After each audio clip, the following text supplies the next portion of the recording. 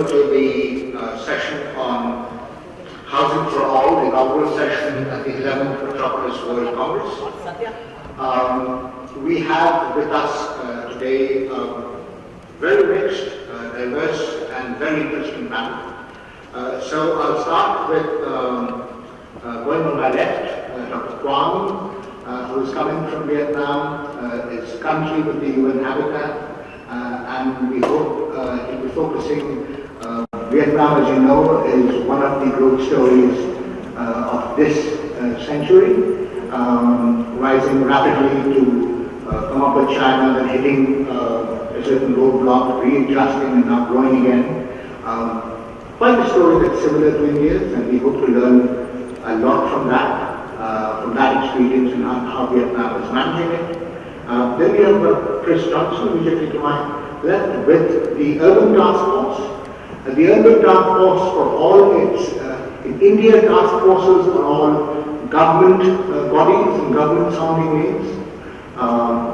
But in Australia, in Sydney, where Chris comes from, it's actually an association of 85 real estate developers focused on trying to make policy action to make development and redevelopment in many cases of urban cities work.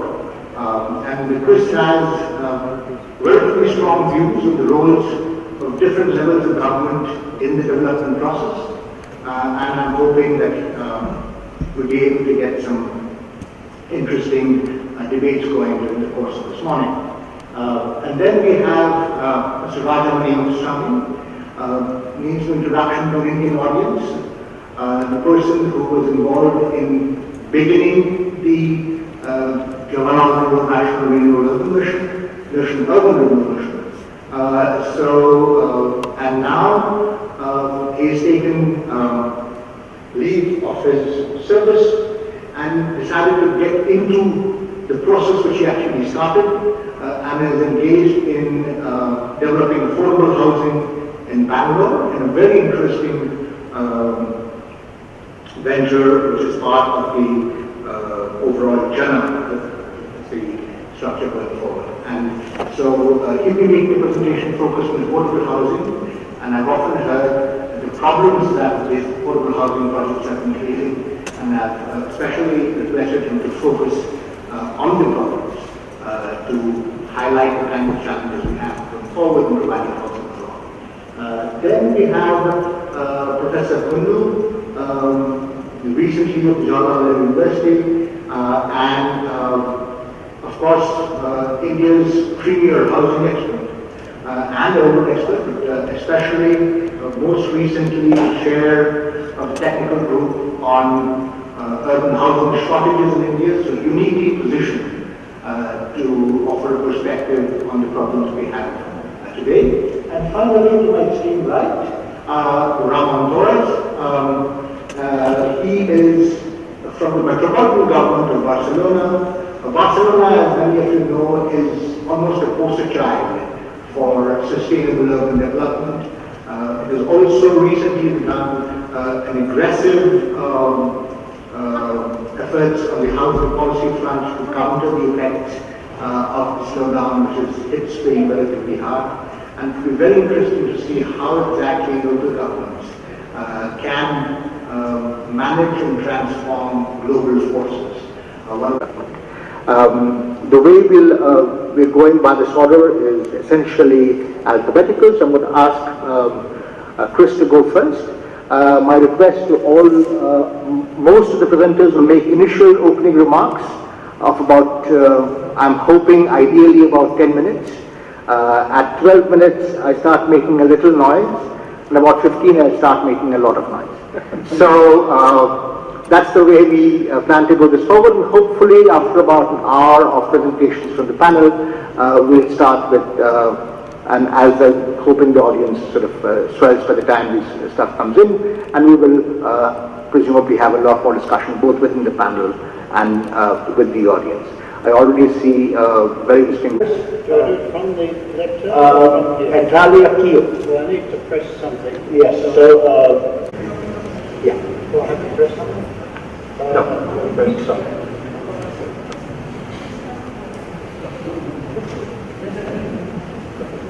I'd just like to get my presentation on the screen so I can begin to talk around this.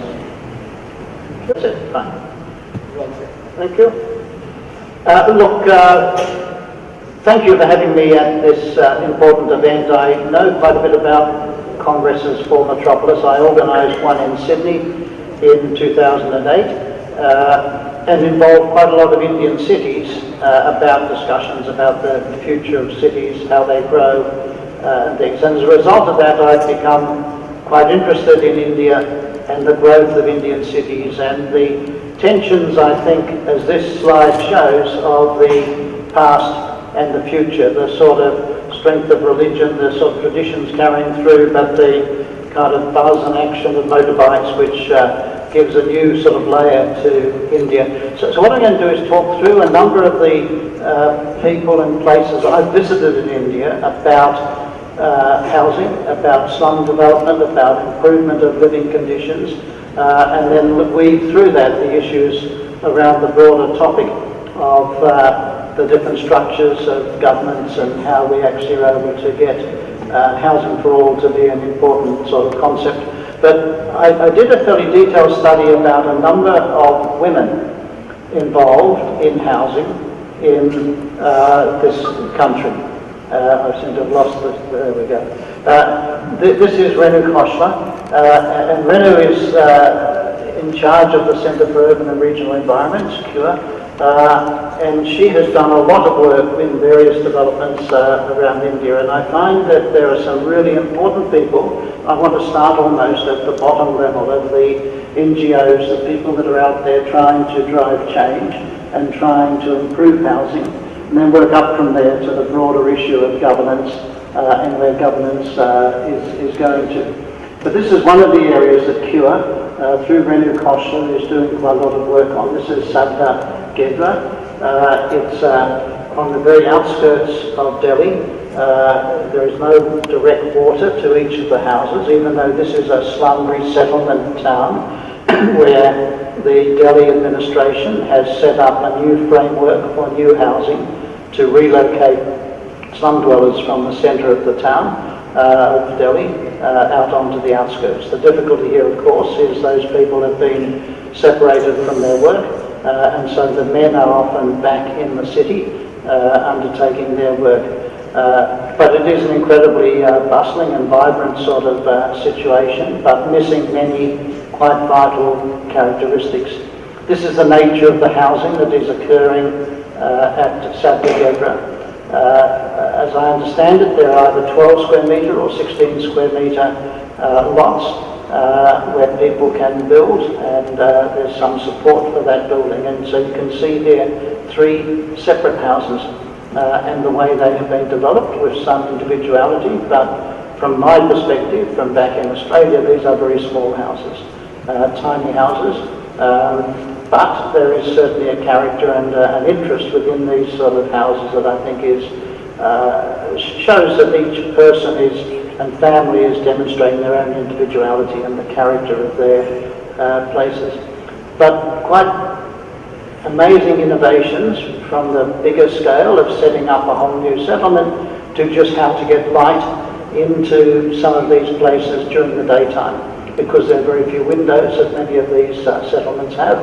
And this use of a bottle of water with fluoride water in it that actually brings light from outside back into the inside. And I've found incredible ingenuity in India to actually use quite small devices to have quite a big impact back into some of the settlements. Development of housing is happening certainly at the slum level. But this one is very interesting because it's developed a whole tourism approach, and so I went there as a tourist, and you pay some money and the local guides take you through the town, because Agra has a lot of tourists, of course, and it brings an economy back into this very low-cost environment that adds another level, where there are people doing acting, there are little displays of how the little village works and things like this. So I think some interesting issues that is being done by Renan Koshler and Cure.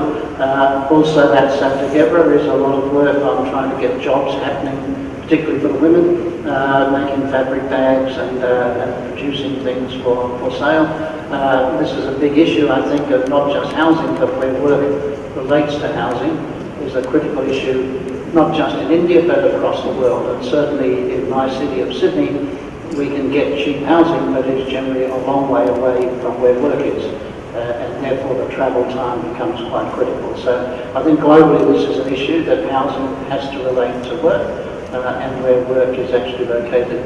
I also did a big visit in 2012 where I did quite a lot of touring around India, 2 different places, particularly looking at the role of women in slum renewal, and spoke at a global studio conference at Bhopal, where there was a lot of discussion about this, and in fact a little article from the Times of India about women playing a key role in slum renewal. So I found that when I looked at a lot of those people who are involved, there's quite an interesting issue of how women seem to take a more incremental and perhaps caring approach to nurturing the future development of some of the slums within India, and this was picked up at that particular conference.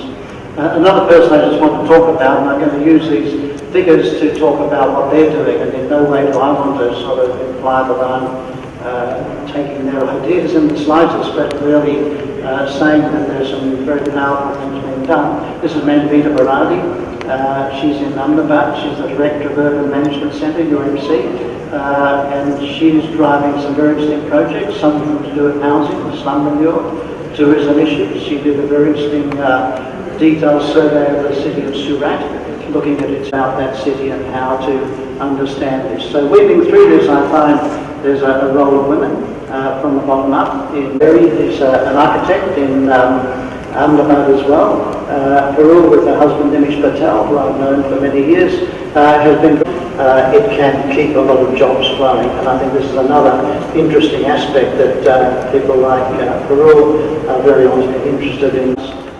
Whether you transfer people from one site to the other, have transit sort of camps as you rebuild on the existing site. All of these, I think, are quite critical issues that need to be looked at. This is one of the areas in Pune, Bidawadi, which is where Shelter added 300 or 400 new toilets into an existing system by working through the back of these areas. So incrementally within the whole concept of housing and housing for all is a question of building up the standards within existing slum developments and then moving up into the next layer of rebuilding and having new developments actually happening. This is another development in Pune. One of the toilets has been added into here.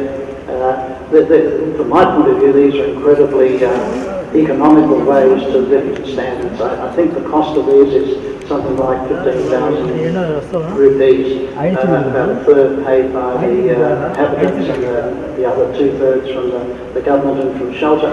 But suddenly changed that whole approach to identification, to lifting standards, to improving the quality of housing that many people have. This is obviously at a very base level, and lifts things up, maybe in a temporary fashion, as you then move on to the next sort of phase. This is Pratama Joshi in the middle, and Sangeeta Julie on the right-hand side, who in one of the slums on the outskirts of a town called Sangli, down south. This is a communal toilet, but it's one that has bio-waste, and it's quite an interesting sort of development itself. This is where Sangeeta lives, a very tiny little slum, but the care that many of the people seem to put into growing a rose outside their front door, and the character and attitude to these is quite amazing.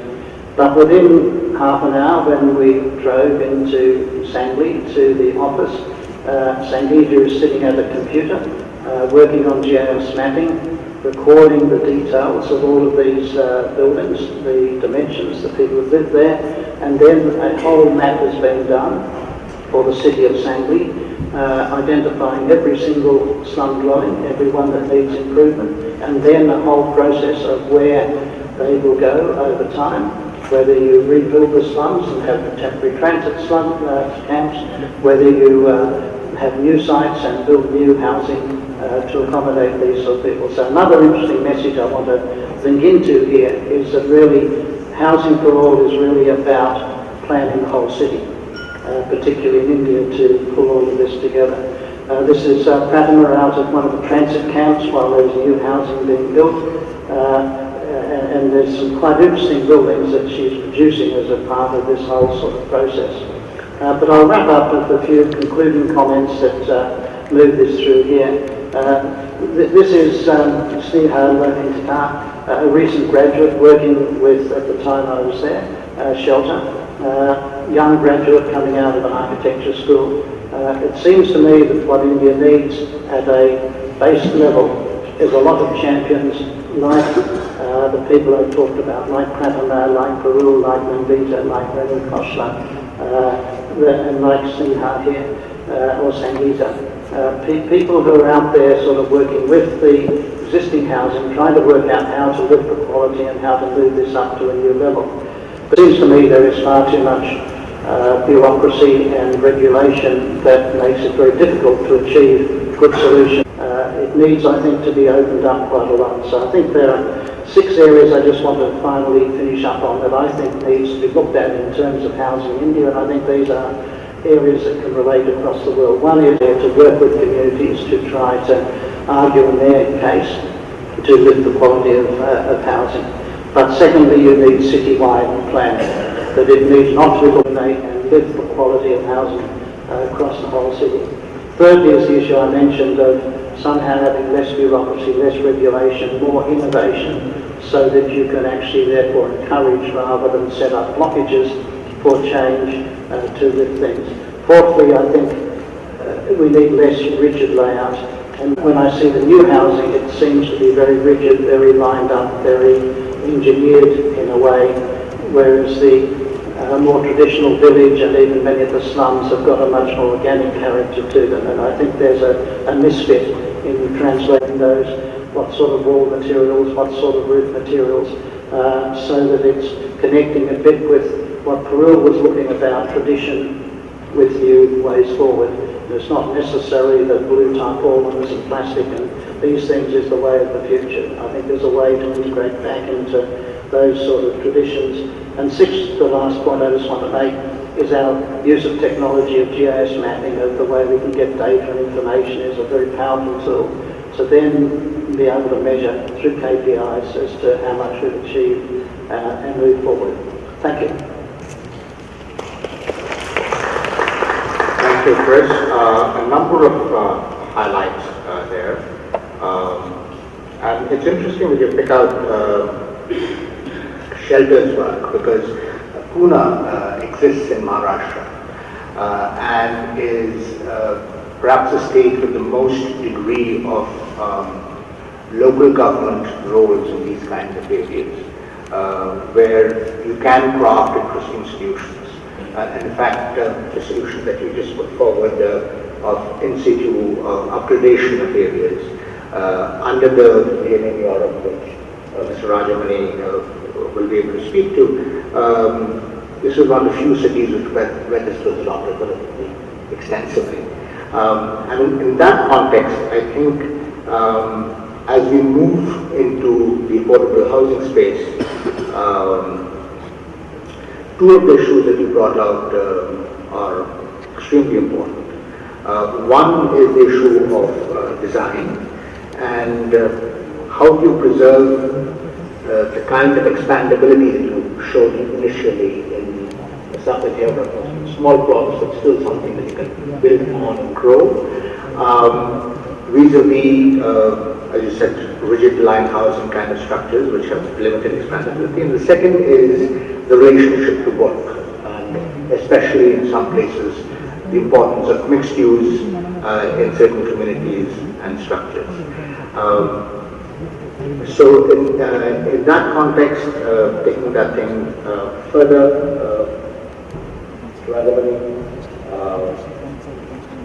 perhaps a nice segue into an actual experience with affordable housing in a formal space. that has happened. And tell me also, definitely going from there. We have Mr. Alimani's presentation on that. Yes, maybe.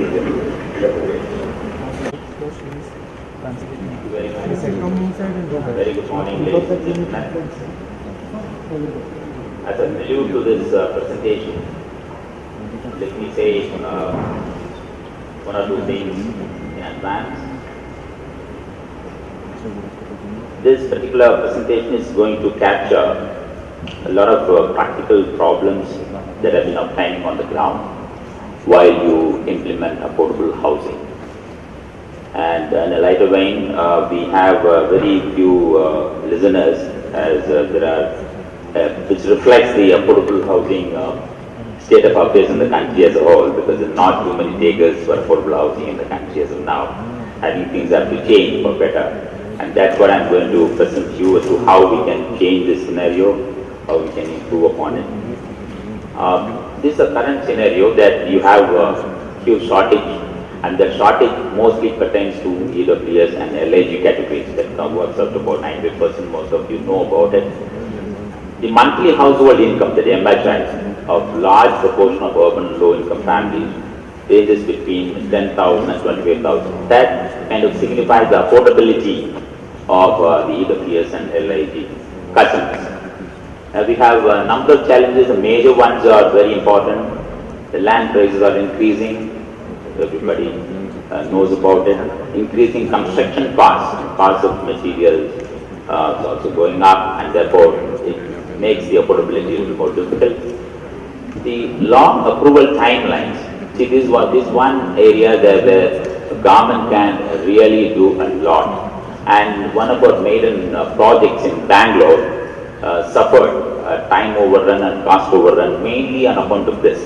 It took more than a year to get approval from the planning authorities. Land availability for affordable housing is again a challenge.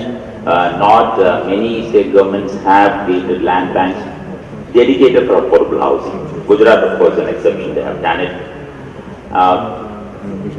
The gap as calculated by the task force on promoting affordable housing, on which we were also a member,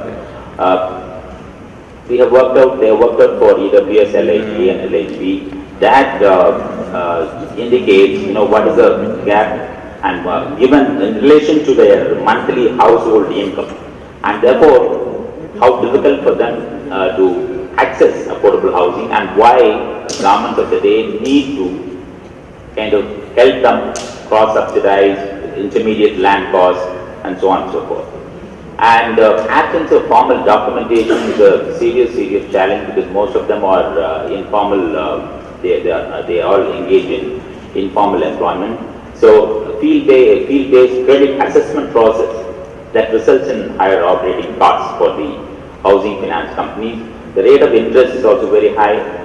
The HFCs are able to access debt at 10 to 14%, and therefore they need to can lend to the customer at a very high rate of interest. The limited access to debt, that itself is a limiting factor. These HFCs are not able to access debt in a easy manner. Then there are, of course, having said that, there are many challenges in the affordable housing sector, there are also opportunities. So, for example, if we take about say 15 million dwelling units to be built for this EWS and LIG categories, that presents an opportunity of 9 lakh crores for developers and for 7 lakh crores for HFCs. There's a huge opportunity available, and there is a scope for growth of rental housing. Actually, this housing on ownership basis is going to take time, because you need to build so many million units of dwelling units. If the government's target is by 2022, it's going to be an enormous task. It's not going to be an easy task, and they need to have a different strategy to reach there. So rental housing could be via media, but rental housing also requires a lot of handholding, a lot of support from the state government and the central government. Then economic development and employment generation. it results the affordable housing will result in huge benefit to the country as a whole. Then the various actors who are involved in affordable housing, they need to do several things in order to sweeten this affordable housing for the EWS and LIG segments. For example, developers, they should build smaller formats and smaller units that improves straight away the affordability. Then they should provide 100% loan papers to improve the customer affordability. That's also again important. Then provide transparency on maintenance costs and responsibilities. This is where the real estate developers regulation bill has to, kind of come and, fit the bill. So that's very important. That's still not enacted. Then the housing finance companies should expand to new geographies, improving the developer perception and of real demand. They should also educate the customers on the home buying process through standard pamphlets. MHFC, this micro housing finance company, Pune, is a shining example.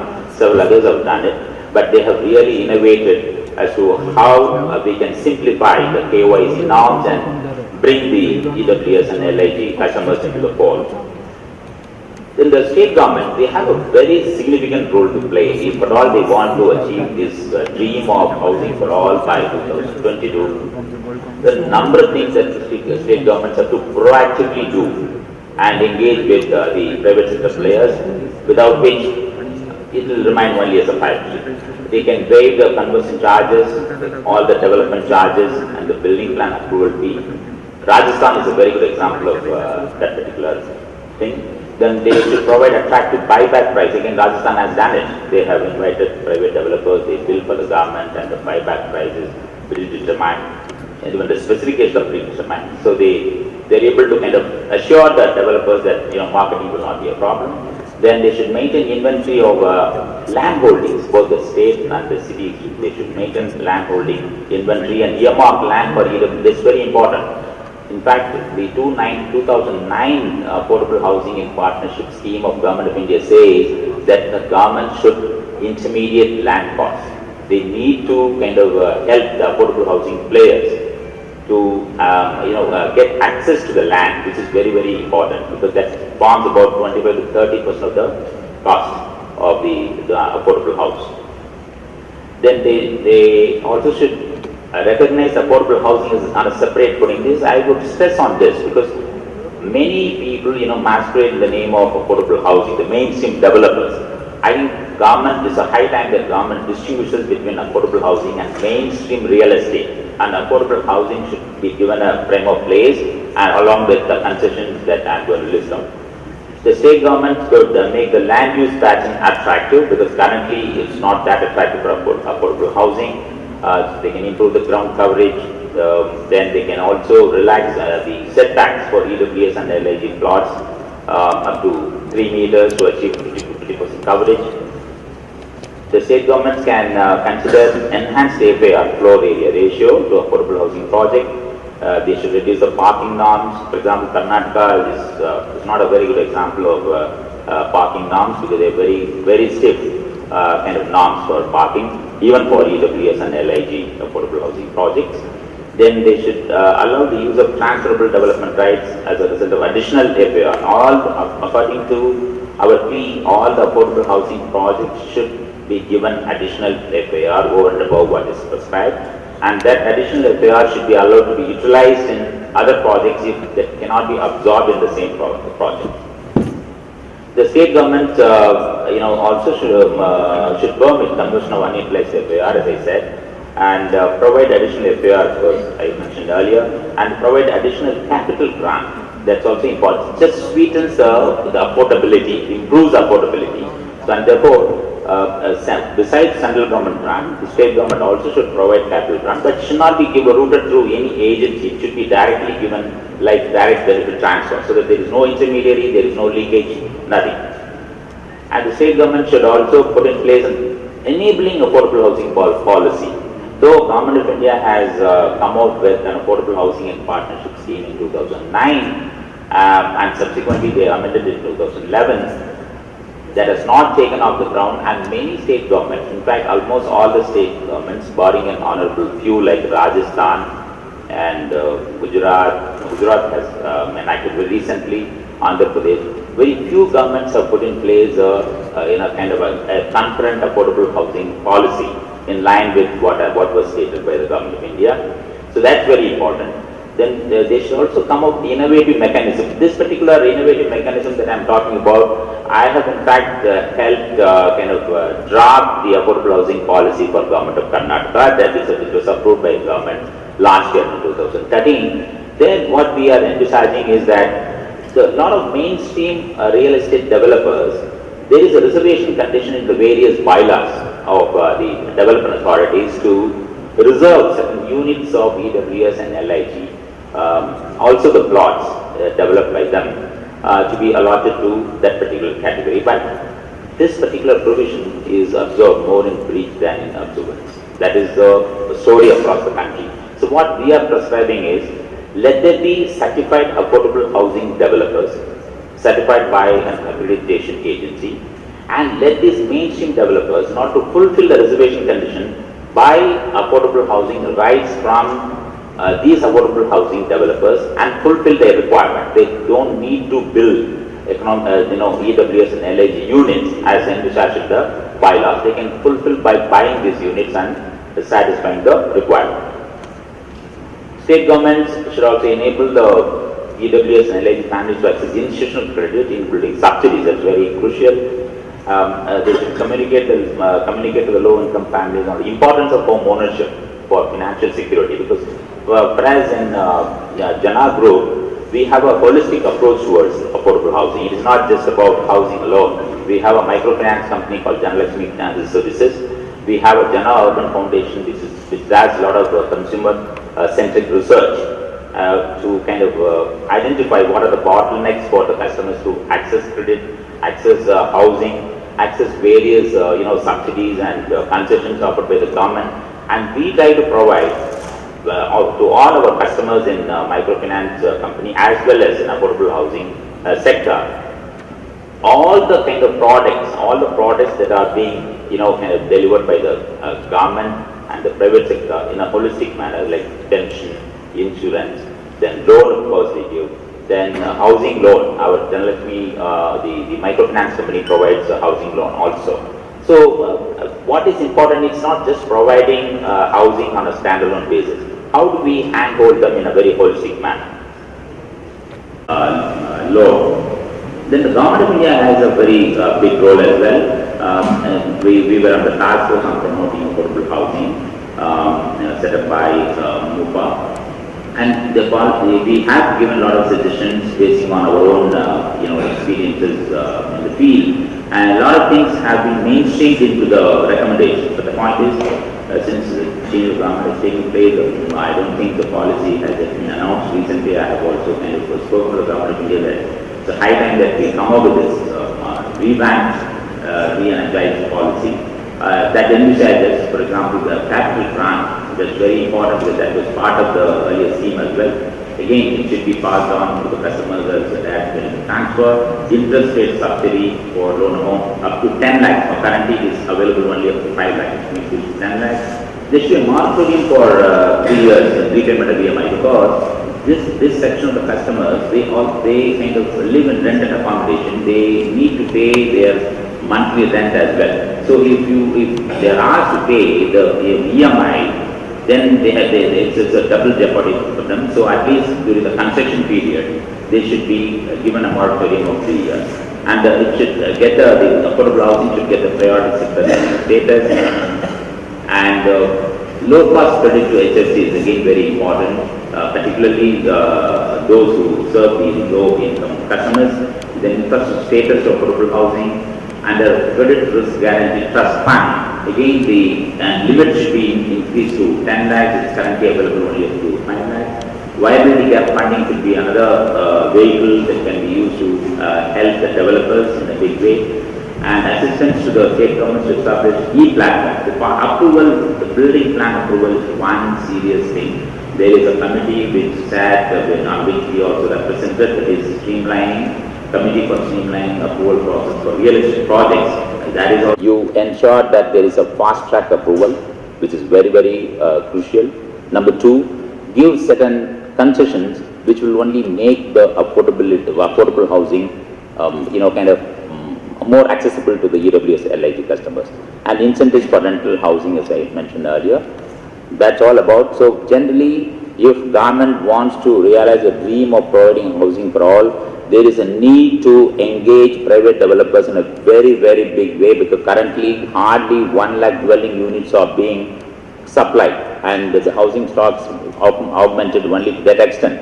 So if you have to kind of do another 180 million units, you can imagine what's the kind of time it is going to take. Thank you very much. Thank you, Mr. Rajamani. On the discussions, I'm hoping you will share even more about your actual on-ground experiences in Bangalore. Mr. Rajamani has brought out a number of issues. I will just flag two for our next speaker, who is Professor Kundu. One that sort of relies on the technical group that you put together. You mentioned this shortage of about 19 million houses. And one of the things that Mr. Kundu brought out in his report was a lot of that shortage was not so much in the lack of an actual house, the quality of the house in that sense, but in the quality of the living, in the sense that about 15 of that 19 million was because of congestion. And so one of the issues when you move forward in the whole housing for all is to think about what exactly is a house. There comes issues of space, there comes issues of access to services, which Chris of course put forward eloquently in his previous presentation, and then comes actual sort of physical structure itself. And one of the senses that one has is the focus of many governments so far has been largely on the issues of physical built-up structures, and less so much on access to services, as well as issues of upgradation, which might address the space issue which Professor Kundu put forward in his technical group report. The second issue on flag, and that may be taken up for discussion later, this whole distinction that Mr. Rajamani made about between renting and owning, and access to affordable housing services, which means the renting issue. So, Mr. Kundu? Non-exclusionary in character, and if that hypothesis is not right, what kind of housing strategy interventions would be required? Now, we have been told by many UN agencies and development banking institutions at the global level, including the World Bank, that the epicenter of urbanization is shifting from Latin America and Africa to Asia. There's a huge urban avalanche which is going to hit Asia in the next 2 decades, particularly India. And the fact that just before 3 years, the world had more than 50% urban population, and the share of India in the global urban population is going up from 8% to 12% in 3 decades, are cited as examples that India is urbanizing very fast and including all sections of the population. First question is that, is it not true that the projection was the world will have 50% urban population in 2006 and not in 2009? The delay of 3 years is basically because of the deceleration in the urban growth rate in Asia, particularly in India. The growth rate of urban population in India was about 4% in the 70s, which has gone down significantly to 2.7% in the 90s. If during 2001 and 11, the growth rate of urban population has been maintained at 2.7%, it's basically because of census activism, because census has identified 2,700 new urban centers, while on an average, every census does only 500 urban centers. Look at the growth. Growth in the housing stock was 30%, 35% only I'm talking about the decadal growth. During 2001 and 2011, the growth rate has been 65%, which basically means that the houses have been built, but instead of these houses meeting the deficits, meeting the needs of the houseless people, they have added into the vacant housing stock. Vacant houses in India, in the urban areas, have grown at a phenomenal rate, basically because these subsidies which we are giving in general to the housing sector, to the urban middle class, they're increasing their capacity to hold on to their vacant houses for speculative purposes. Unless the government takes up this matter seriously and ensures that there is an incentive mechanism for the private sector to come in and produce dwelling units for the poor. If I have another 3 minutes, I just wanted to mention about this recently announced Clean India mission, which mentions that there will be 62,000 crores allocated to the urban sectors for taking care of the toilet, water supply, sanitation and garbage disposal facilities. Out of 62,000 crores, only 14,000 crores are coming from the public sector, which is less than 17%. Rest of the money is expected to come from public-private partnership, from private initiatives, private corporate sector showing corporate social responsibility. Has it happened? Jawaharlal Nehru National Urban Renewal Mission projected that for every rupee invested in the public sector, there will be 7 rupees coming from the private sector. Actually, what happened is that the public investment crowded out the private investment. I would think that if in the context of building habitat, you are expecting the private corporate sector to come in a very big way, 82% of the funding in the urban areas for solid waste disposal, toilets, and for sanitation coming from the private sector. We know that this sanitation sector is not a commercially viable sector. If your dependence is on the private corporate sector and PPP model, you have to design your institutional structure, your incentive system, your disincentive system in such a manner that the private corporate sector is obliged to take up these responsibilities. Just I will take 1 more minute just to mention that the recent statistics from the National Sample Survey shows that there has been withdrawal of the state, particularly urban local bodies, in the provision of basic amenities linked with housing.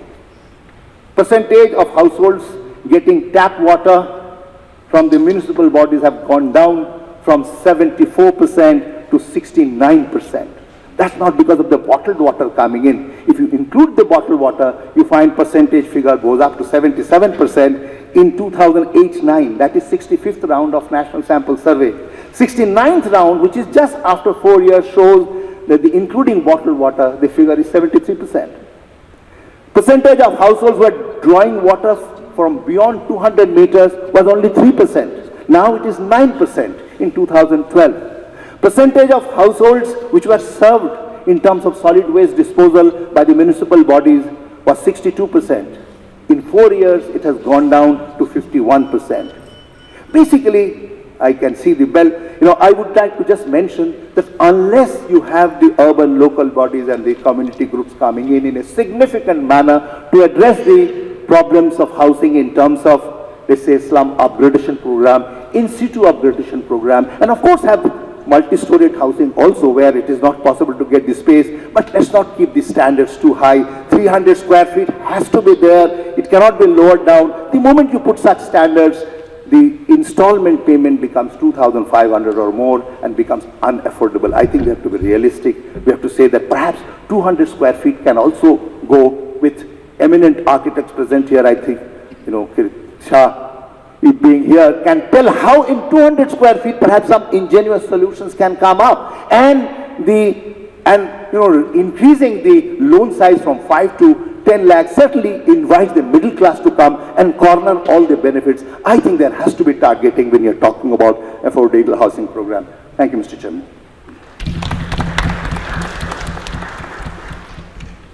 Zakundo, one of the interesting things that he pointed out right at the beginning is not only we're not very clear about what is a house, we're not even clear about what is a city. And in the last census period, India's urban population grew by about 90 million people. And of these 90 million, about a third, that is about 30 million, live in places that are not considered cities by the states. So if you have an urban housing policy, these 90 million people would not be covered. So you might need now a rural housing policy in order to solve a cities for all problem. But that's the way we work with our governance mechanisms in India. Let me now turn to Dr. Kwang, where I'm sure there is this nice tension between urban growth and expansion into what were previously rural settlements. So we're looking forward to hearing about the Vietnamese experience. Thank you. Mr. Chair, dear organizer and delegates, it's a great honor for me to, on behalf of UN Habitat, to do the presentation about national housing policy. In my presentation, I would like to address two key issues. One is the information and understanding how the urban housing sector works. And the second, I would like to share with you our experiences from Vietnam. And I think there are many similarities. We are not the same, but I think we are facing a similar problem in different scale and different nature. India have more than 1 billion, 1.3 billion people, and Vietnam have about 90 million. That means we have different population size. We also have different political and economic system. But we are facing and we are experiencing a similar process, interacting process of globalization and urbanization, which is bring positive and negative outcome. The positive outcome is economic growth, creating wealth, creating facility, creating better living conditions in city. But such wealth are not distributed equally. And we are facing the social segregation is not just only in terms of income, but also in patient dimension, and which is a slum, an informal settlement process, which is we are facing a similarity in different cities in both India and Vietnam. Look at the picture.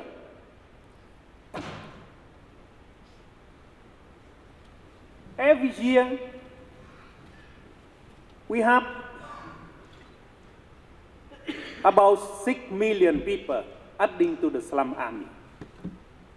Of course, our improvement program, slum improvement program, globally, to help to alleviate the living condition of the slum people, about 22 million. But there are 28 million people adding to the slum army every year. So you can see the figure today is about more than 830 million inhabitants living in the development region. It's now, the absolute number is increasing. But the total percentage are decreasing since 1990 during the last 20 years, from the 48 to 32.7. We can see that slum population mostly are located in Asia because we have the biggest population of the world. But countries like India and Vietnam and China, because of economic growth, we have achieved a remarkable improvement for the slum population, where during the last 10 years, Vietnam, India, we achieved more than 30% of the population getting out of the slum condition. This picture show you it's the social segregation expresses in big city and also in small city. In Shanghai, in India, Mumbai, in New Delhi, in Hanoi, in Jakarta, in Manila. And how can we address this issue? How can we address the problem? Habitat comes with the conceptual life that we need to understand how the housing sector works and how can we interfere if we have adequate knowledge about the housing sector. The housing sector has 5 components, which is like output, like land, system, the financing, the labor, the building material, and the infrastructure. All 5 systems is operating in the legal, regulatory, and financing systems, with policy, where we can shaping the housing sector to work for better. And of course, we also have the influence on the participation of the different actors, from government to community, private sector, academic, NGO, and builder, investor. So if this diamond is not regular, it's irregular, that's where we are facing the problem. When we have problem of the availability of land, or we have the shortage of financing, or our infrastructure, the provision of sanitation, provision of road are not adequate, that's where we are facing the problem. But more than the system, we can see also there the macroeconomic context and the different factors in land, building material, organization, the industry. And this picture shows you that housing sector do not work alone. It links it directly to national development policy, linking with the process of urbanization, linking institutions of property right, the housing financing, the subsidy, and particularly the reform, the economic reform, the socio-economic reform that our country are conducting. So when the malfunctioning of the housing sector, we have the market distortion. We have the negative impact on environment, on livelihood of the people, on hand condition, and on the informal market. So some people think, and I think this approach comes from the World Bank, that we need to enabling housing market to work better. So they are dividing the housing sector in 2 parts. One is the market, another poverty. If the market do not work properly, we need to improve it. That means enable the market to work. But in the poverty, think on subsidy. But from Habitat point of view, we come different. We think also we need to make the market work better, effectively. But we need to create different potential options for people to select, to enable people to work, to enable different sectors to provide affordable solution, to provide the adequate solution for the housing sector. I would like to raise issue about adequate housing. It's not just affordable housing. Because adequate housing is referring also to the link with livelihood, the security, environment, the culture.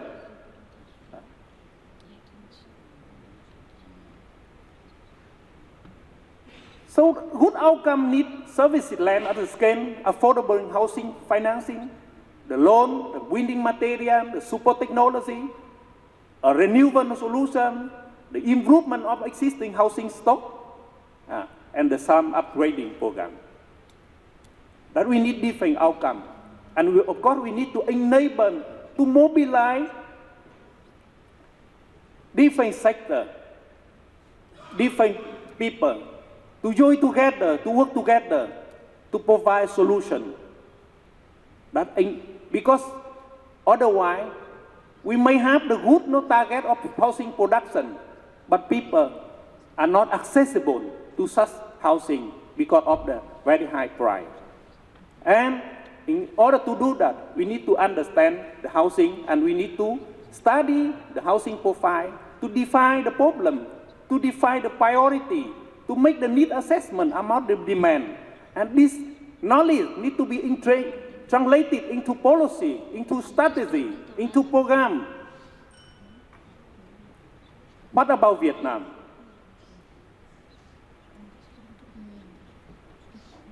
And I would like to raise also about role of government like enabler that I mentioned about, facilitate access to land, financing, infrastructure, remove restrict regulation procedure, introduce better regulation concerning winning activity, and strengthening institutional framework that encourage people to participate. This policy, enabling policy, started since Vancouver Habitat 1, and consolidating through the global change strategy, through the habitat agenda, and through different MDGs. And today we need to win up the new agenda for urban development. So in Vietnam, like India, we adopt what we call the economic reform, which is not allowing the improvement of law and regulation to make the market work. So land before is under state management. Currently, is land become a commodity. That means land rules right. And the housing policy is facilitated also different sector, private sector, community to engage in the development.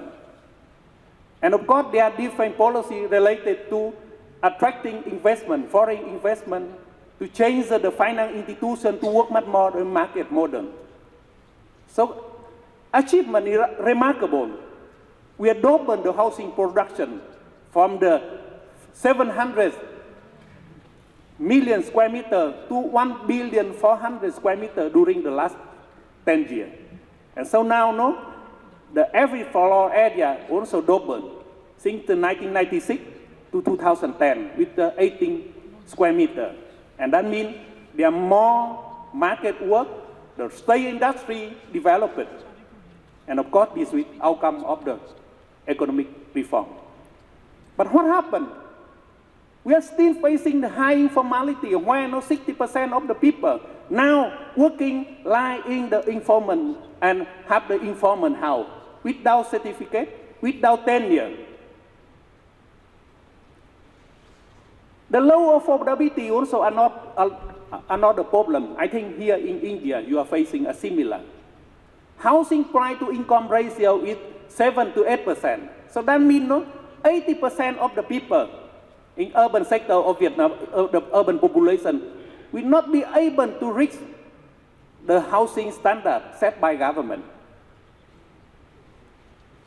And government also win housing program, but have very limited effect because can address very low percentage of people. You can see here just 10 to 20% of people, like the industrial worker or student, can get access. We also have the high deteriorating number of housing stock, and we need to improve it. But subsidy, there are no funding to improve such the state or public housing stock. And when they try to privatize, but privatization also do not give appropriate solution.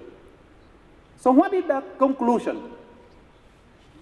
We think that this housing has a very complex institution regulatory framework, that we need smart intervention and to maximize the role of government in the economic development, poverty reduction. Maximize consider housing sector is a part of the economy because housing construction contribute to the national economic development. And of course, the development of national, the economic development of national is also contribute to improve the housing sector. So government have to change from the public provider to be enabler, enabling the different sector, different stakeholder in the society to work for housing, not just enabling the market. To ensure that all the people in the association get the access to adequate housing, not just only affordable housing. Housing policy matter and can influence the market outcome. We can have good policy, national development strategy in housing and to address such issue, but need to be concretized through program, through the resources, specific resources. And we need to have information to understand what we are working. Research, monitoring indicator, very important to understand what our achievement. And last, we need have different model of partnership to find the scale, the scope and dimension of need and demand. We need to give solution in scale. It's not just a pilot model. Thank you very much. Thank you, Dr. Kwang. So at least we now have one element of a smart city which the government could perhaps consider, which is smart city is one which is able to provide housing services to all. And that might be a reasonably good beginning.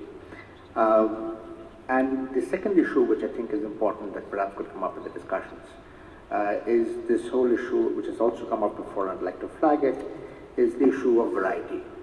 That you need to provide a wide variety of options because people have very different needs.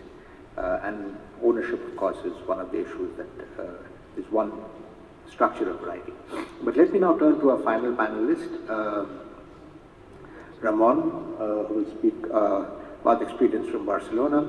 I believe the presentation will be bilingual, so but I assure you, Ramon is perfectly fluent in English, so any effort he is making. Good morning. My presentation is in Spanish, and I will talk in Spanish, but Shona aided me in the translation. Primero, yo haré una breve presentación del área metropolitana de Barcelona para que conozcan un poco el contexto en el que se produce la vivienda y la problemática de la vivienda en el área metropolitana de Barcelona. First of all, I'll make a brief presentation about the metropolitan system that we have in Barcelona, so that you can have an idea of what I'm going to say further. Barcelona está situada en Europa, es en el Mediterráneo y es una ciudad que ha tenido unas importantes transformaciones en los últimos años, fruto del cambio de régimen político en España. Las nuevas políticas urbanas se inician hace 30 años con un cambio de régimen y dan continuidad, y han tenido continuidad durante todo este tiempo con cambios de gobiernos, con distintas situaciones. Barcelona is a city in Europe, in the Mediterranean, and it has gone through many changes in the past many years.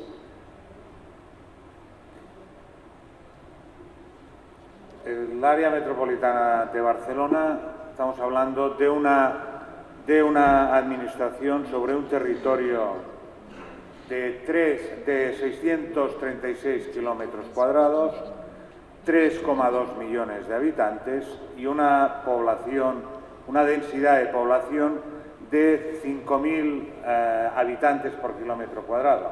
Por tanto, estamos hablando de un territorio con una densidad alta de población y de residencia.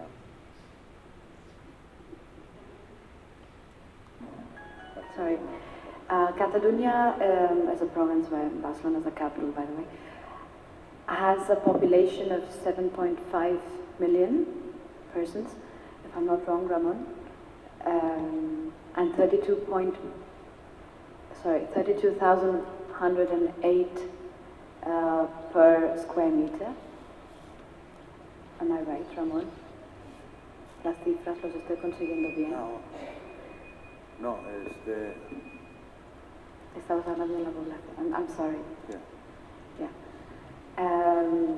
And the metropolitan area of Barcelona is 3.2 million people. That makes it 42.6% of the population.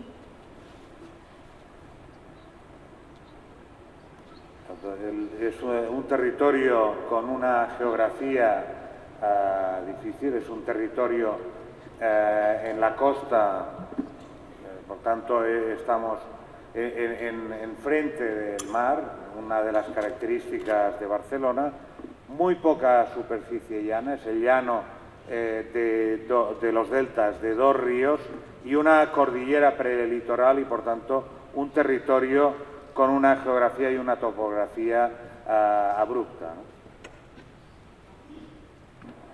Barcelona has a very complex geographical territory because it's near the coast and there's very little plain land, which makes it quite complex to plan.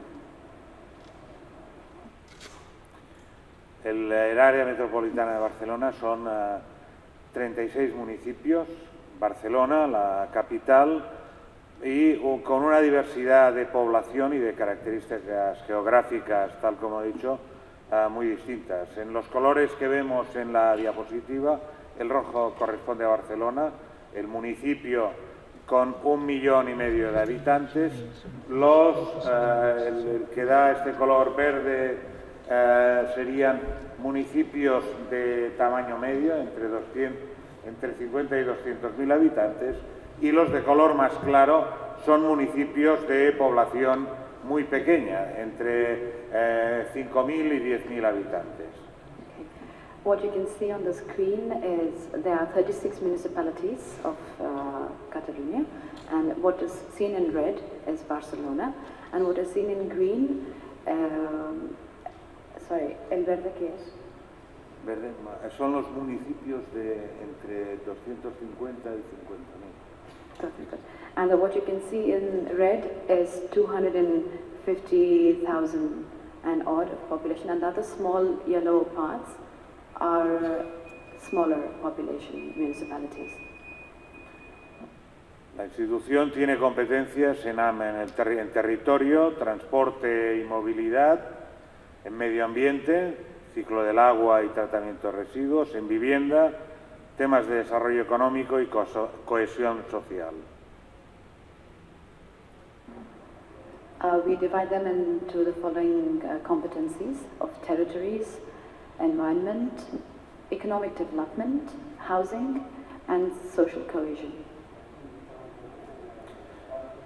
El presupuesto, budget, es de la institución es de 600 millones de euros y con un presupuesto del grupo, la institución, más las empresas que desarrollan, para desarrollar servicios específicos, tendría un presupuesto de 1.500 millones de euros. The budget, as you can see, is 606,800,000. I think we are talking in euros. Yes. And what has been contributed by the municipality comes to 160 million euros. And what have been transfers of ATM? You mean to say banks and people who have contributed? La segunda no lo entiendo. Is the other administration. Okay, other administrative bodies that have contributed 171 million euros and ingresos de gestión. Income that has come. Is the taxes, the owner's taxes. Okay, the taxes come from 275 million. Yes, is de planes y programas para este mandato, estos 4 años municipales que acaban en 2015. Invertiremos en total 484 millones de euros, aparte de lo que son los gastos de gestión propios de la Administración. En inversión finalista estamos hablando alrededor de 500 millones de euros. Sí, de arriba. This is the plan and the program of 2012-2015, and as you can see, the plan of investment of the metropolitan city is 248,088,000 euros, and the second plan.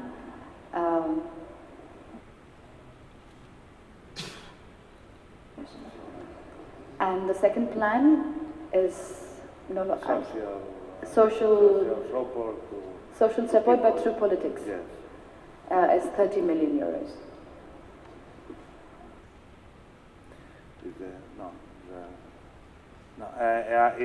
En las competencias concretas es proyectos y obras en espacios urbanos, espacios libres y en equipamientos.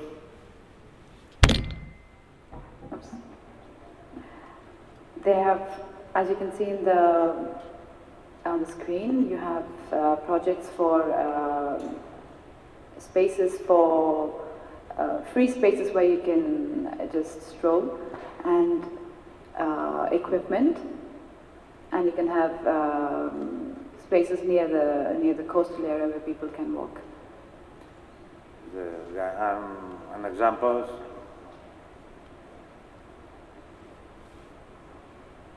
These are public spaces examples that they are showing of what they have planned. The urbanism, the town planning, el urbanismo.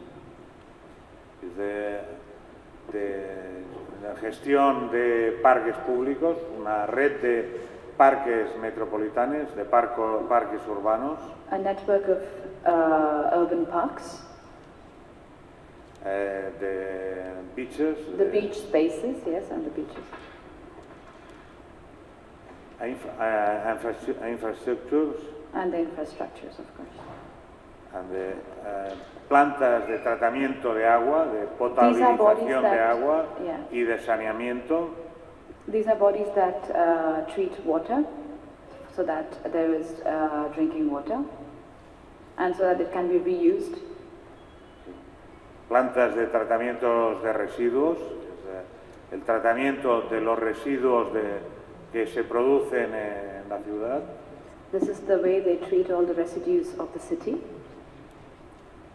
Medio de transporte público, autobuses, metro, taxi o otros servicios de transporte. All these are mode of public transport. Transporte sostenible, autobuses eléctricos, la promoción del taxi eléctrico, carriles bicicleta o áreas de pacificación de tránsito, estímulo al uso de la bicicleta. What you can see on the screen are sustainable transport, an electric bus, and rechargeable taxis, which are electric as well, and cycles. Y el desarrollo de áreas económicas, desde la promoción de las áreas alrededor del puerto, el aeropuerto, polígonos de actividades económicas, polígonos tecnológicos. This is the development of the areas,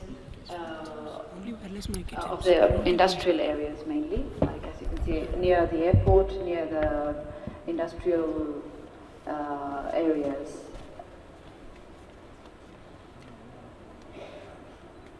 En el tema de la vivienda, en España hay tres niveles de intervención en la vivienda. Es el nivel del Estado, que el Estado básicamente financia las actuaciones de vivienda. Entonces, la financiación de las políticas de vivienda.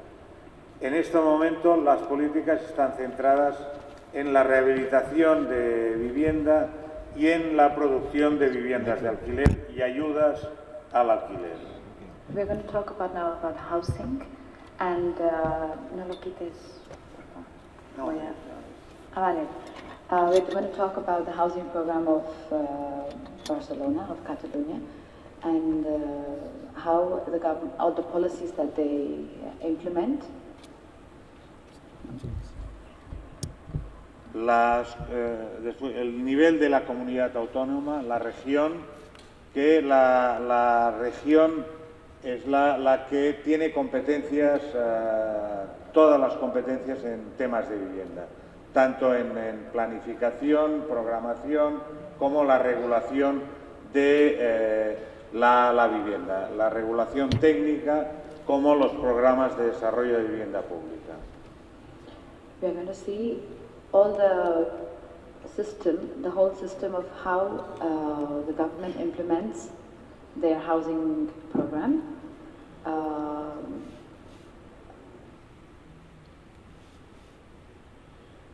Cataluña, tal como decía, tiene la competencia exclusiva en todos estos elementos y con convenios con el Estado recibe los fondos económicos del Estado.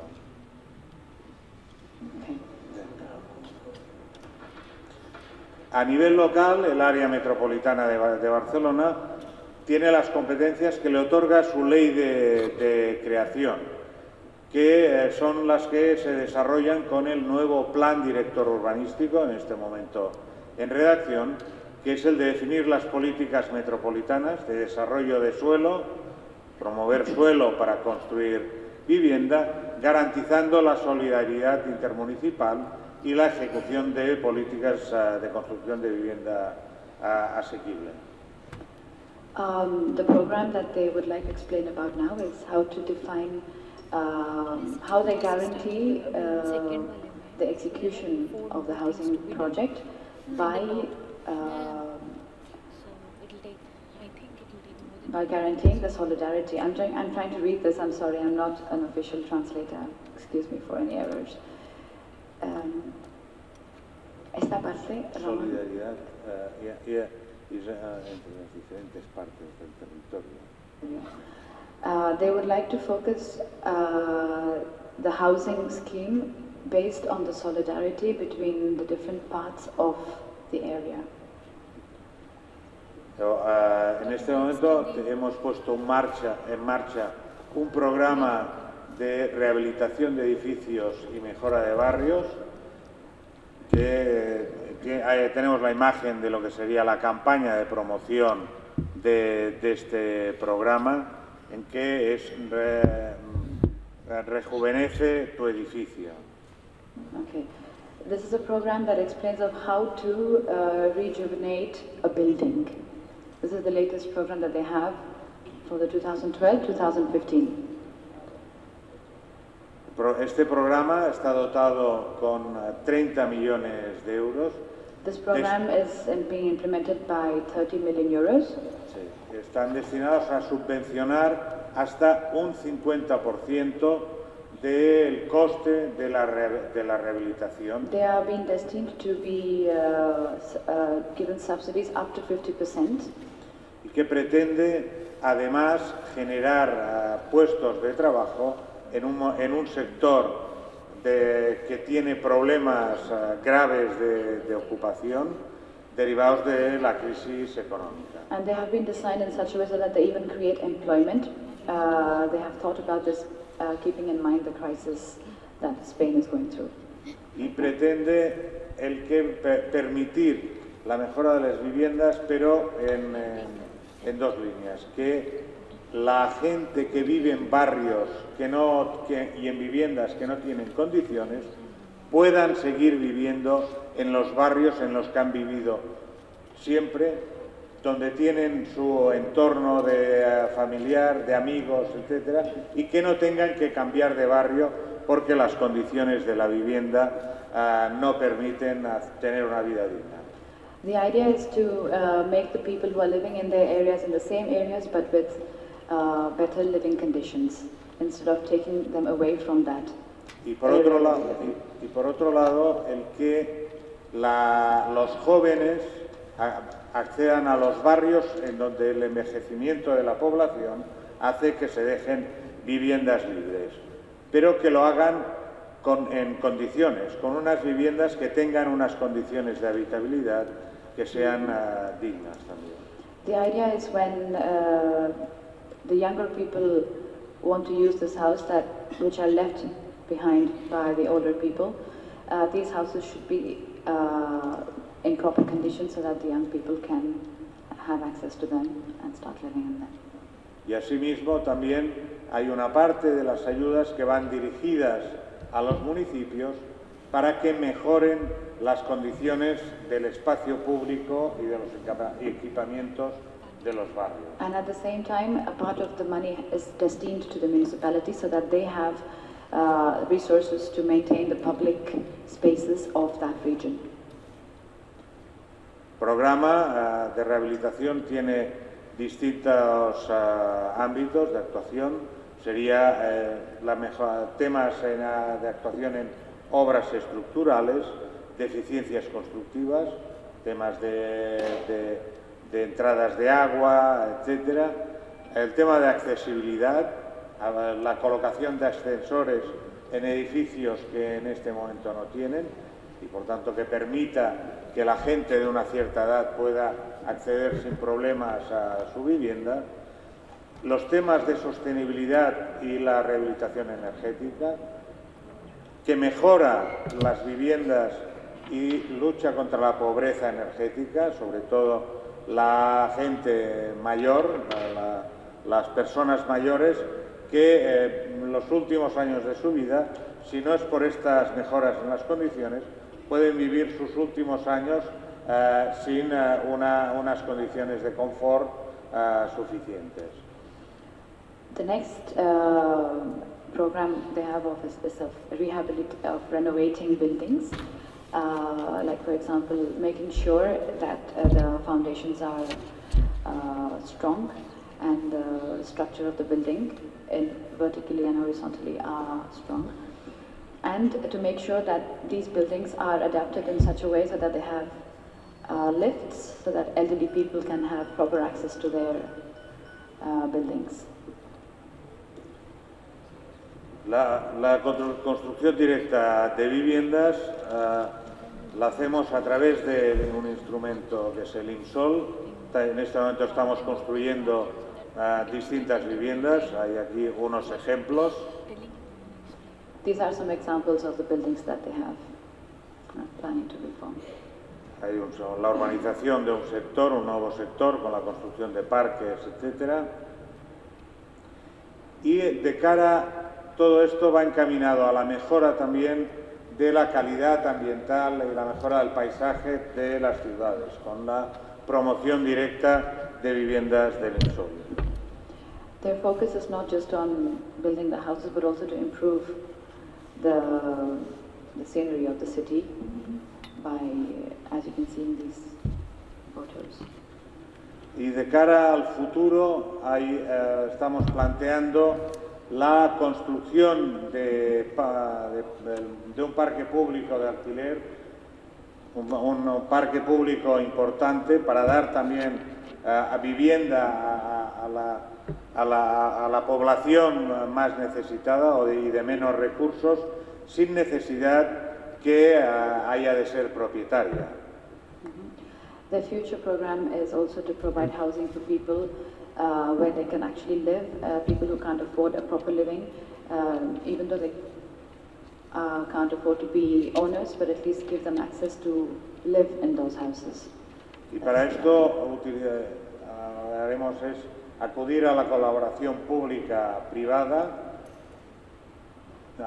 también por la situación de crisis que tienen las administraciones españolas, y utilizando instrumentos financieros como pueden ser la creación de empresas de economía mixta, público-privadas, la emisión de bonos, yendo a los mercados a captar los recursos económicos para poderla construir, o la emisión de bonos de títulos hipotecarios para financiar estas políticas sin endeudar la administración pública.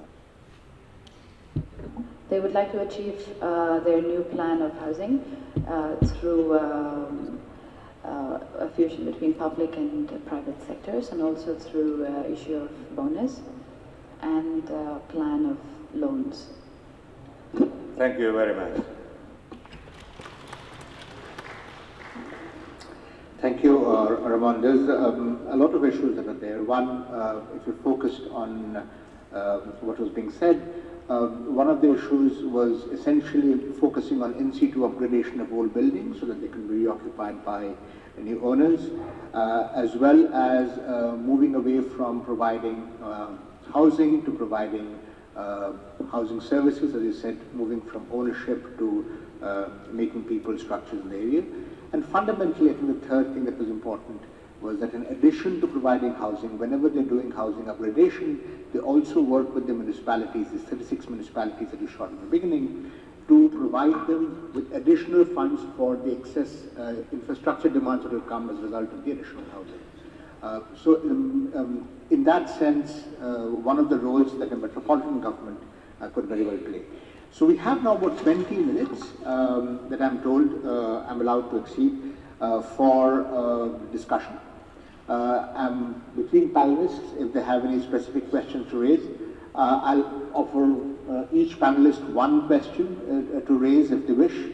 And with Professor Kundu's presentation, in a way, it seems to me there's a hope that somehow the private sector, the marketplace, is going to sort all these problems out.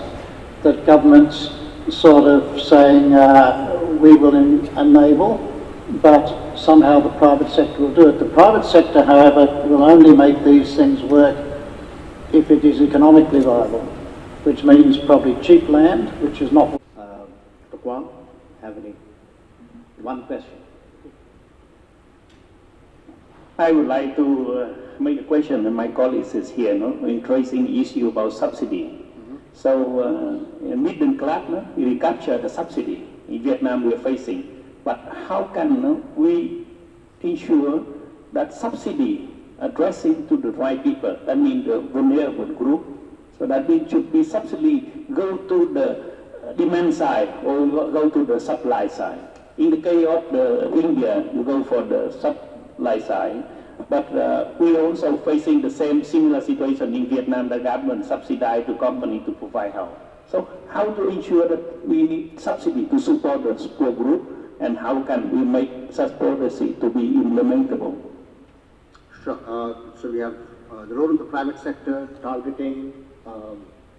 Rajamani, you're skipping, you have answers to give. So, with that, Professor Kundu.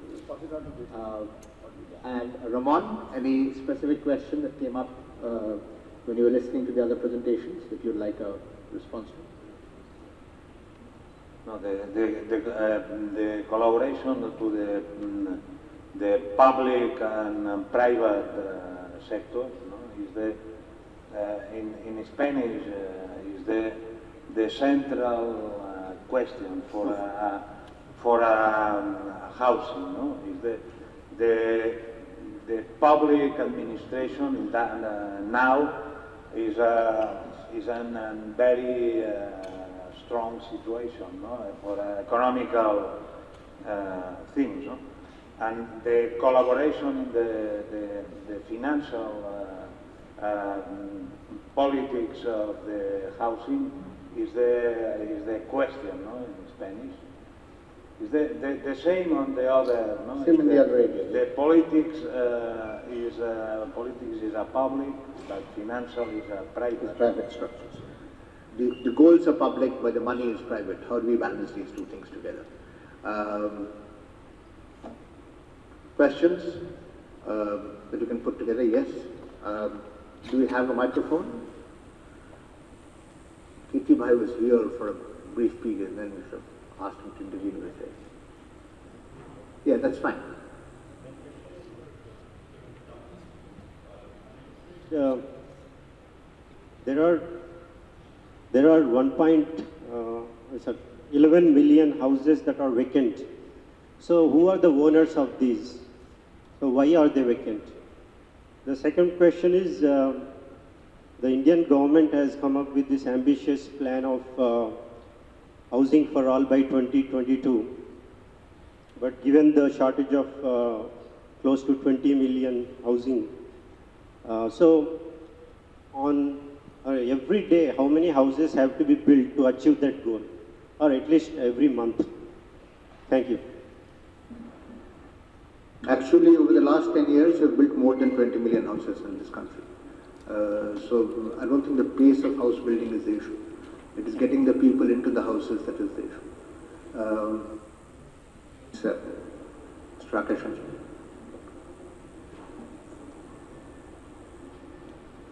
Sir, I am Rakesh Ranjan. I am advisor in Planning Commission. I have a very brief question to Professor Kundu. One of the, I entirely agree with your stand and position, but one of the effort in Government of India is to see that beneficiary contribution or the contribution from public comes in a way of financing the houses. Because if we actually look at the JNRM style of financing, the slum dweller, at least on paper, was never had so good. Almost no contribution from the slum dweller, because successive state governments said that I don't need any contribution from slum dweller, and the state will provide that. But would you agree with this, that slum is not a homogeneous kind of thing, but it is very heterogeneous, and the large number of people do have income, which is more than what you are saying at around 1,000 or 1,500. Because if that is not true, then we are in a very serious problem, because then somewhere somebody has to come and provide for this, for these kind of people. So what I feel is that in the larger cities, especially in some of the largest slums, the income position of the household may be very different from thinking of being on a homogeneous state.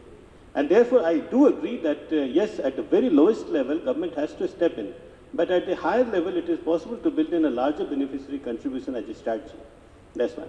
The second one is just an observation to Chris, because the Joint Secretary and I had a discussion before we kind of made this scheme was approved on the role of the private sector in providing the providing the solid waste management and sewage and all this thing. Sir, you have rightly observed that 66,000 crore from the overall side, 14,000 from the government. The entire idea of that is predicated on this, that government will come up with a new policy of the PPP. Because if it doesn't come with a policy of the cross-subsidization, it will not work. I mean, no private sector is going to put the money that much. So I think the entire note has been written in saying that yes, this is the task, this is the money that will come from private sector, but we have to kind of completely rebuild the PPP regime of India. And I think the work is going on that. It's a challenge. It's not very easy.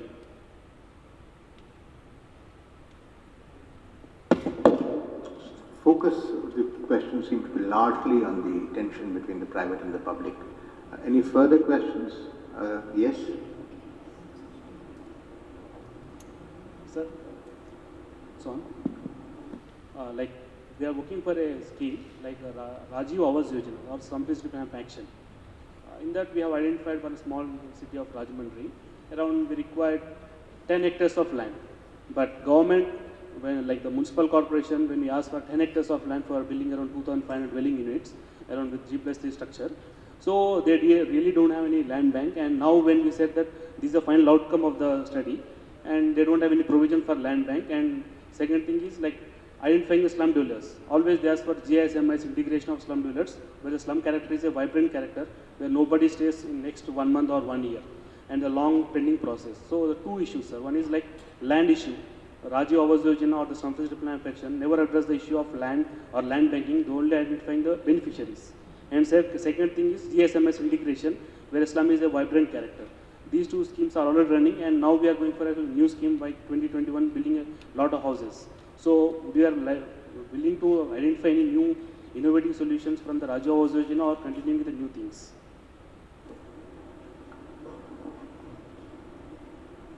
And okay, so you have a question there at the, could you just stop right there and move to your left? Thank you.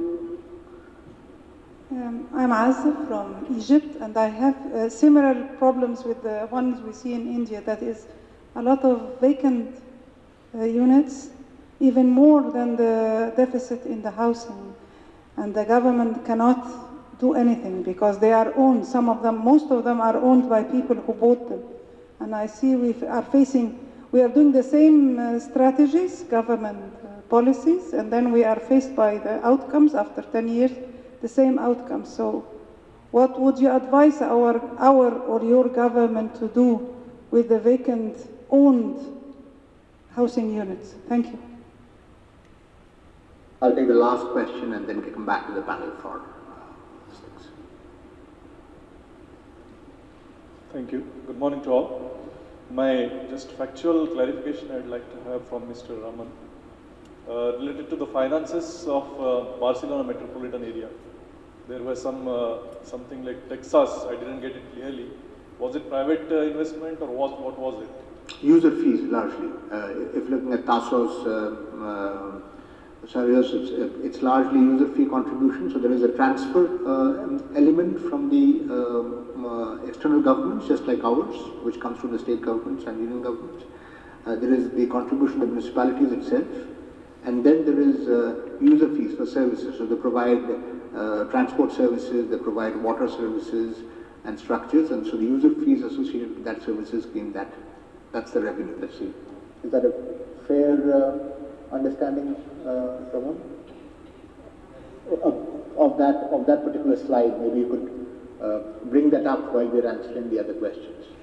This is the slide which had the breakup of the expenditures in the last structures.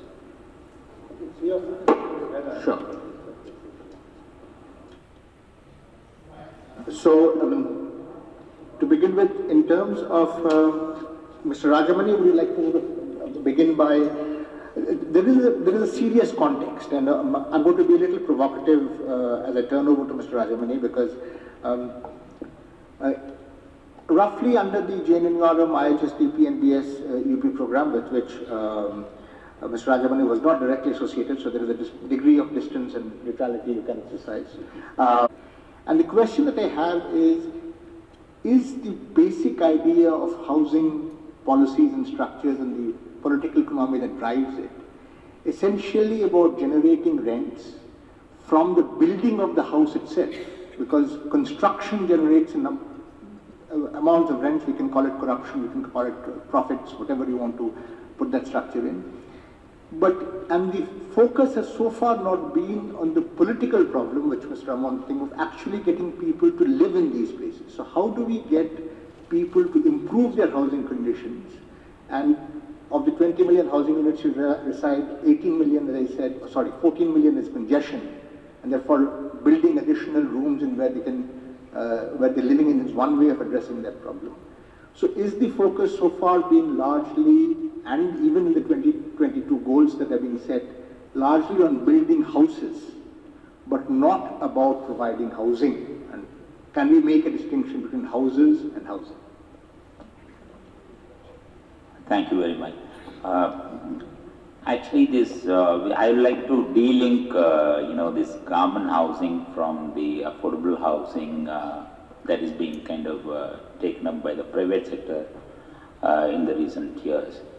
Government housing generally pertains to this housing for people below the poverty line. There is people living in slums, but having particular level of income as defined by Planning Commission. And so we are not into that particular domain at all. This affordable housing sector, what we are talking about, will exclusively cater to the people who are just above the poverty line, that is economically weaker section, who do not qualify under the urban poor. So they would be able to, we will build homes for them in a manner that is affordable. And in order to make it affordable, it's also the responsibility of the government to kind of either help cross-subsidize or help bring down the cost of construction by, kind of intermediating the land cost and also giving concessions, and also directly helping the consumers by giving capital grant and interest subvention. That is so our model is that we will kind of help augment the housing stock for those people who are just above the poverty line. Because we have seen in government that the slum housing is a kind of a huge political thing, that wherever you get into, it's not an easy task, because it's ridden with a lot of politics, and it's even the government agents are unable to kind of cope with this. And as far as the private sector is concerned, our point is there should be an enabling environment for the private sector to engage with the government. Currently, it is not there. That is our argument. Now, government alone, we have seen in the last several decades how much of gap filling they could do. They couldn't do much. Though we have housing boards everywhere, we have development authorities, we have urban local bodies, and we know that they are all caught up in a lot of procedural issues, rules, regulations, and results in a lot of bureaucratic delays, and the quality suffers. A lot of things, a lot of negative things that go with government housing. It's unfortunately true, and what we are saying is, and therefore, you need to engage the private sector in a meaningful manner, enable them, provide an enabling environment. If you want to, suppose you ignore this 11 million vacant units that are available, which cannot be distributed straight away, or I don't know what's the mechanism to force them to live. I suspect that most of the houses are bought for investment purposes. So maybe that people have bought and left it vacant and not unoccupied, and they're living elsewhere, maybe abroad, maybe in the country itself. So you had to engage private sector in a very big way, very massive way, if you have to address this problem of deficit, which is huge. If 1 lakh is the kind of number that we are talking about that's being augmented every year, it will take 180 years to fill the gap. So we need to government alone cannot do, it's given, that's our stand. Thank you, Mr. Alim. As I roughly said, in the last 10 years, in the last census period, we built about 6,000 houses a day. Government was 2% of that. But there is already a huge amount of private investment. The question is at what segments it is taking place, and you're trying to broaden that particular segment. Professor Kundu, this whole tension between private finance and public objective. Well, there are larger issues also. Friends, I must tell you that India is a country of paradoxes. The growth rate in the number of millionaires in this country is much larger than any other country in the world, and is much larger than the rate of poverty reduction in this country. The paradox that I talked about in the housing sector is there in other sectors as well. We know about 50% of the Indian population can be considered to be malnourished, undernourished in some way or the other. And we had 18 million tons of food grains in the Food Corporation of India lying to be picked up. There's an issue, I think, as Chairman has pointed out. The problem, at least in the last 20 years in the housing sector, is not the production of the dwelling units. You produce the dwelling units and 60% of that goes into the vacant housing stock. You don't solve the problem of houselessness. Now, I must tell you that the stupidest person in India who would buy a house or invest in housing for residential purposes. Since myself and my wife have bought a house very recently, I really am convinced about it. The money that I have put in the buying that house, if I put it in a fixed deposit anywhere, in 1/3 of that money, I can get a house much better than the house that I have bought.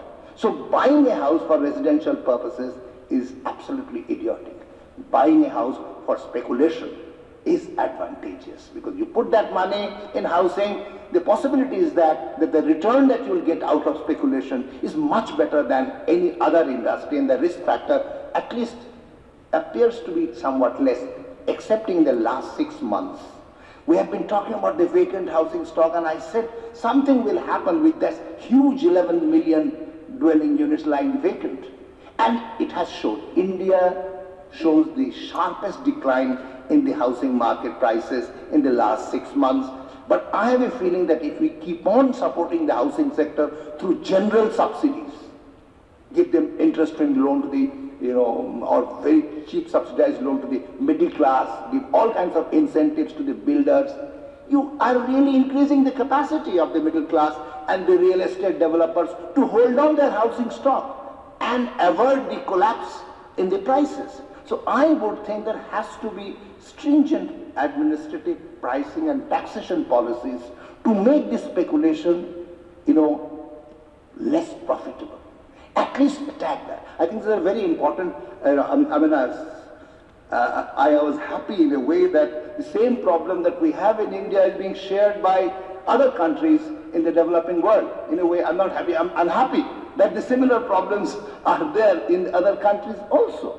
But the important question is, why are they vacant? Who are the owners? That's a very, very important question. I simply took the data from population census, verified it from the National Sample Survey. I basically deal with statistics. I've been a member of National Statistical Commission. I think it's a very important question to find out why, who are the owners, who are keeping the houses vacant, for what purpose, what kind of speculation is coming up. But it's very difficult to do this research. I had a student who went round, people would not like to tell why they are holding it on and who are the actual owners, because there are many private developers who are keeping these houses vacant, and there are many upper class and middle class people who are owning 2 or 3 dwelling units in the same city under different names. I think that has to be attacked. You know the point that Dr. Rakesh Ranjan mentioned, that why do we think that all slum dwellers really need that kind of a state intervention and they cannot afford to pay 2,500 rupees per month as an installment, which Deepak Parikh committee suggested. I entirely agree with that proposition, that I don't think all slum dwellers are poor.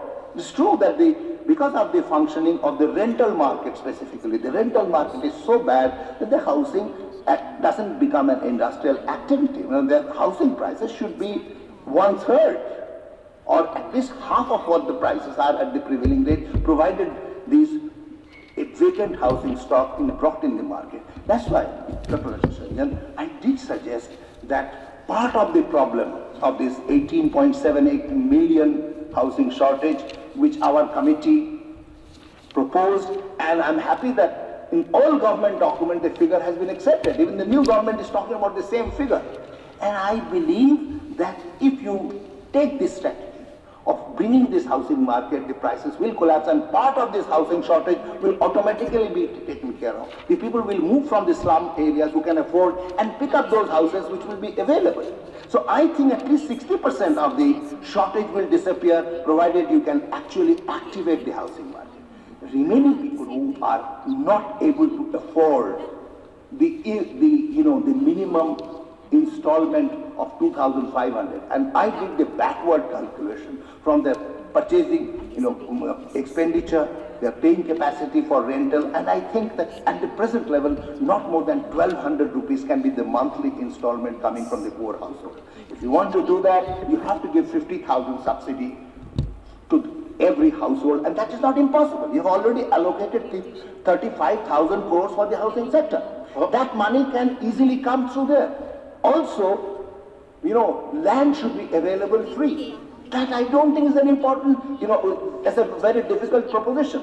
Partho and myself, we are in a committee set up by the Ministry of Housing and Urban Poverty Alleviation. We are showing that at least, the government of India claims under Rajiv Awas Yojana that 70% of the slums are tenable, which means there can be in situ upgradation. The land can be taken up and really houses can be built, and land is not an issue.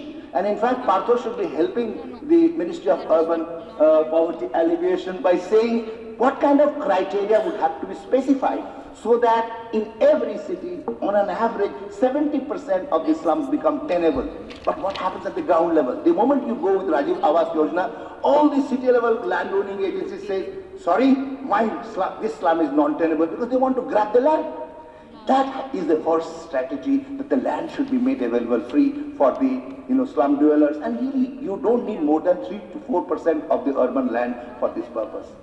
And finally, my submission is, my architect friends are here, Kirti has left, but I know there are many others sitting here. They should be able to tell that is it possible, if the cost of construction is very high, is it possible to have designed the housing structure in such a manner with 180 square feet in the large cities where land is an issue, in such a manner that a couple can live and provide some kind of a privacy to another adult member and I have seen some of the architectural design. It should not be very difficult to really bring down the cost so that a loan of 100,000 rupees can be given at a subsidized interest rate. I have suggested this roadmap at 5% interest rate, and the installment per month will come to actually 1,100 rupees, and that becomes affordable. If you do anything more than that, it would become unaffordable. Final point, I would like to just mention the chairperson. He has been hammering this point that out of this total housing shortage, a large percentage is congestion factor, because we think it is morally, socially unacceptable by not only Indian norms but the norms of anywhere in the world, that a married couple should be sharing the room, the living room with another adult person. That is the congestion factor. And about 60% of the total housing shortage is because of this congestion factor. I did a survey of these dwelling units. You believe me, at least 80% of these dwelling units where there is a congestion problem, you cannot build a separate room. You have to really build, separate dwelling units, and that is the problem. We do need new units to come up, and these old units in which the congestion is coming up are really not sustainable for another, 1 decade. So I think we need major government intervention in such a manner that we produce dwelling units which are affordable and desired. You ask me why the dwelling units are lying vacant. The chairman has already answered. You build houses, 1 room, 2 room unit for the poor. Poor don't have affordability because they can't pay you 3,000, 4,000 rupees. And the middle class doesn't want to go there because they don't want to live in that kind of a dwelling unit. The houses remain vacant. One would have to design the government intervention in such a manner that you produce the dwelling units which is actually required and affordable. Affordable not only in terms of their own paying capacity, but the subsidies which is coming from the government, the land which is being made available freely, and also the interest subsidy. All three combined, it is not an individual household affordability, it is the social affordability of the country. A country which is growing at, on an average, 8.5% over the past 10 years. Forget about last 2 years hiccups. That country can certainly afford to provide dwelling units to everyone by 2022. Thank you very much.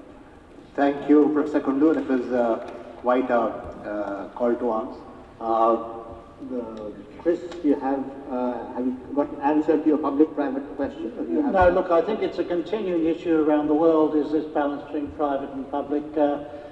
In Australia, what's happening is a move away from home ownership to rental, because it's becoming more economical to pay a rental rather than, that means though you need a new class of investors who are providing the fabric for the buildings, but then you need very clear rules for both the investor and the rentals to make sure that there's fair play on all parties. And it would seem to be crazy to be building as investment something to build up on the rent. Are you seeing your pension and insurance companies go into rentals like they have done in Germany in a large way?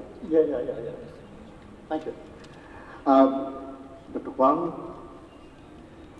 Okay, I think in Vietnam we are facing a similar situation here, but people cannot get access to the house, but there are many houses are empty there. What will happen? Because of the price. So when people cannot get the price, they go for the installment because the price of installment settlement are lower. So the point is how to reduce the cost there. We need to create different option for people, for their preferences. So one of the options is to improve the market, how to work better. That means to more transparent, to more competitive, and need to have the available land there. There are many options. It's also an option that not just the private sector provide housing, it's also cooperative house can provide housing. There is a lot of alternative. And people themselves, people give their own solution. So that means we have an improved settlement. And that is the way how to reduce the cost. But we also can select the rent and housing. That is, normally in Asia, people have preferences to have the ownership because they can secure the commodities and collect for the children, etc.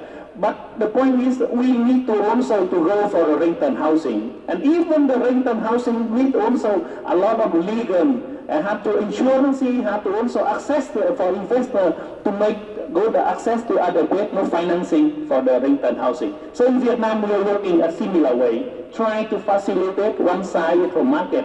But another side, we need to enable people, different sectors, to provide housing, and of course, enable the demand side. Then, at the same time, we make economic improvement, economic reform, in order to increase the affordability of the demand side of the people. That's when we can increase the affordability. And of course, we are conducting the housing profile to understand the situation and have good resources. And I would like to have some copy and would like to share if someone is interested. Thank you. Thank you, Dr. Kwame. Final thoughts, Ramon? We're just about to close. So. There are different people in the cities, no? There are young people, there are old people, there are rich people, there are poor people, and the responsibility of the administration in the politics of housing is the all people that are right the housing, no? And it's a facility to make easy the housing for a people, no? Is a different politics, no?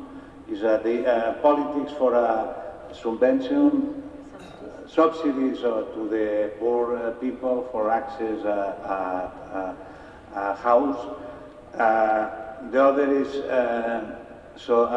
the private sector collaborate with the politics of the public administration and the mix of the public and private. No? The final is the diversity of the people, is a diversity of the housing, of the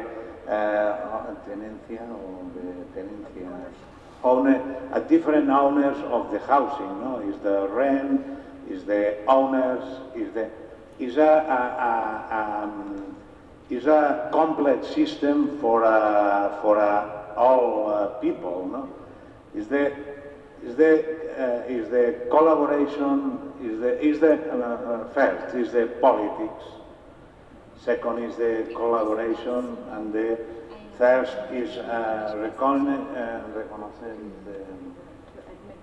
to admit a diversity of the people. Thank you. So, I think Rakesh Ranjan asked at the end what kind of issues will come out of it.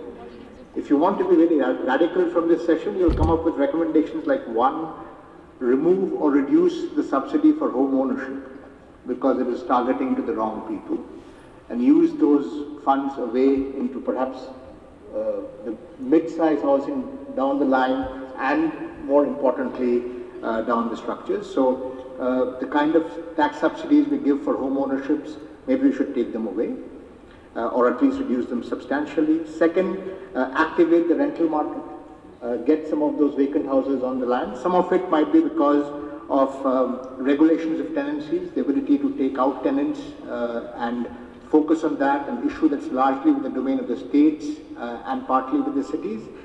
And on the other hand, as you make it easier to rent, you can also make it harder to keep a house vacant by putting a surtax on property charges if a house is actually vacant.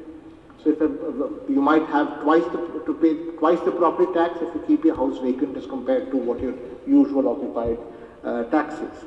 And thirdly, I think what I'm hearing is focusing on upgradation. We said about working on in-situ areas. It could be redevelopment, it could be upgradation, depending on what the condition of the housing is. In Barcelona, you heard about upgradation. Focus on upgradation and focus on rental. I think if you focus on providing housing instead of providing houses, life might be simpler for everybody around, both the government as well as for the people. So on that note, and a little over time, thank you very much for being so patient.